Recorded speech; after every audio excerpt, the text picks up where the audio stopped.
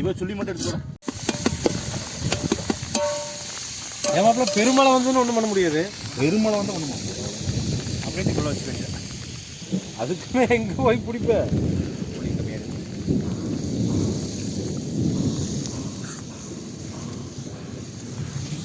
உப்பு போட்டா சார்.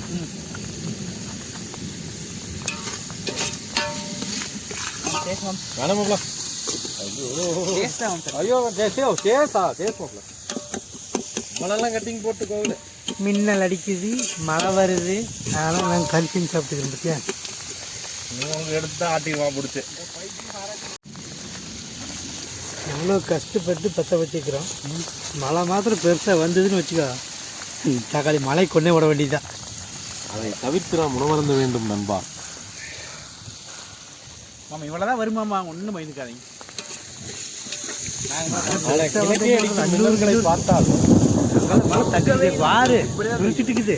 அவனாச்சு அந்த பக்கம் மேய்ஞ்சிட்டு இருக்காது.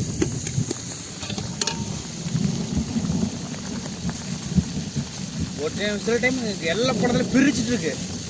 அந்த பக்கம் 5 அடி வந்தீங்கன்னா ஒரு செட்டு மழை இருக்கு. ஆமாம், அப்படித்தான் இருந்தாலும் நம்ம வீட்டு கொஞ்சம் கேர்ஃபுல்லியாக இருக்கணும்ல. இன்னும் பண்ணலையா? வீடியோ எடுத்துருக்கிறாங்க. இந்த மழையில தண்ணி எரியவனு அடுப்பெரியவன் அதுக்கு பாட்டுக்காம நீ வீடியோ எடுத்துட்டு என்ன இருந்தது? அந்த பக்கம் இங்கே ஒரு கட்டை வச்சு விடணும். 2-3 வரைக்கும் அந்த பக்கம் தண்ணி அந்த கந்த காற்றடிக்கும் வேகத்தை பார்க்கும் பொழுது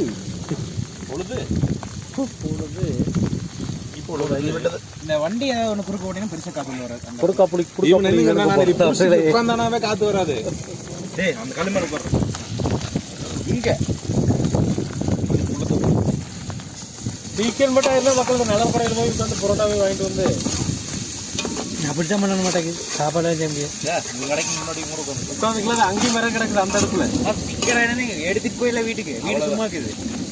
இப்போ என்னன்னா கேஸ் இல்லை. இப்போ கேஸ் இருந்தால் கறி வந்துட்டான் போடலாமா? Come on guys, it's getting ready.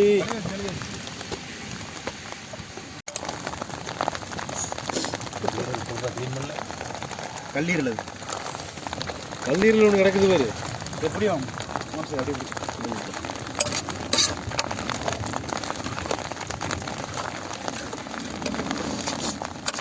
மழையோட செம்மையாக இருக்கு போகுது.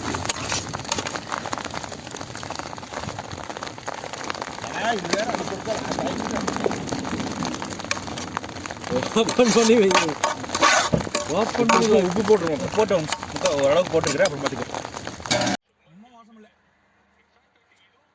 எவ்வளோ கஷ்டப்பட்டு கடைசியில் மழையிலையும் நனைஞ்சு எல்லாம் பண்ணியாச்சு. டேஸ்ட்டு நீ நல்லா தான் இருக்குன்னு நினைக்கிறேன்.